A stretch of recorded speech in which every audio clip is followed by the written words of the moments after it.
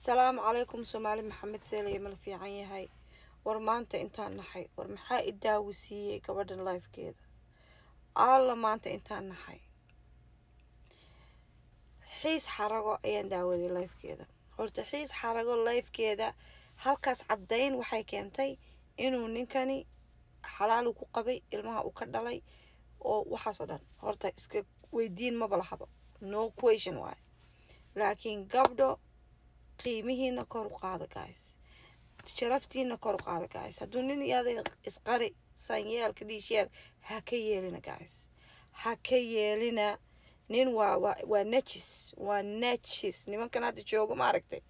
badankooda waxa weeyaan niman oo aan inaba caadi ahayn war ka fogaada war xataa hadday noqoto inaad ku dhimatid gabadhnimadaada oo aad ilmo weligaa dhalin qushi taasaa kuu sharaf badan okay laakiin gabadhan miskiinta walaalayaal weyn ka naxay wallaahi waan ka naxay ninkan si xun u galay maxay tole ilaa xad sheekadeeda ma ka helinin baasaboor ka doortay ma aragtay laakiin ilmihiisii muu ka fakarin ninnimadiisi nimanka way guursan karaan labo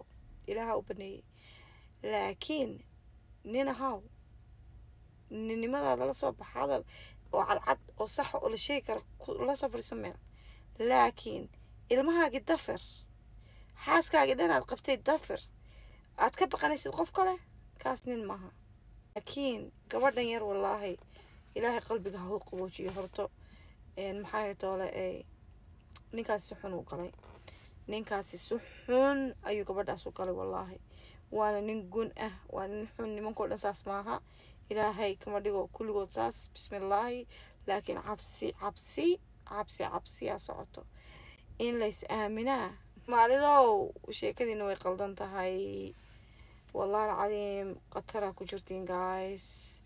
in nimanka intii xumayd ayaa badatay ma dhihi karna anaga nimankooda xun yihiin because been weeye taas intii xumayd ayaa badatay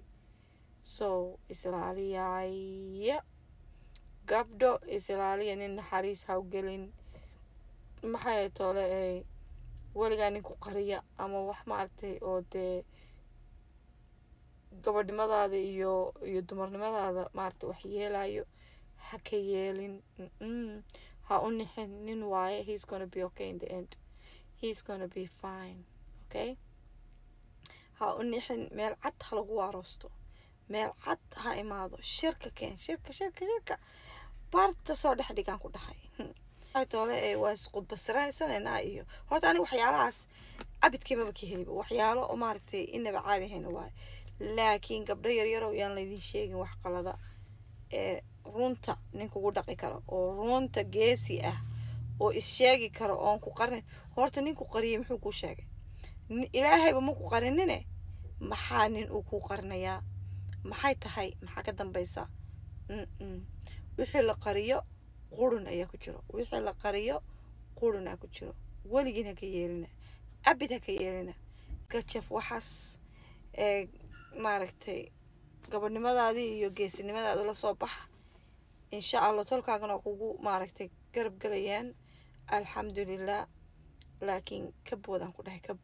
kabood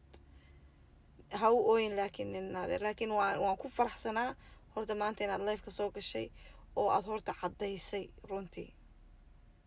taas horta waad ku saxsanayd ha isku ciilkaan biintaas be blessed walaalo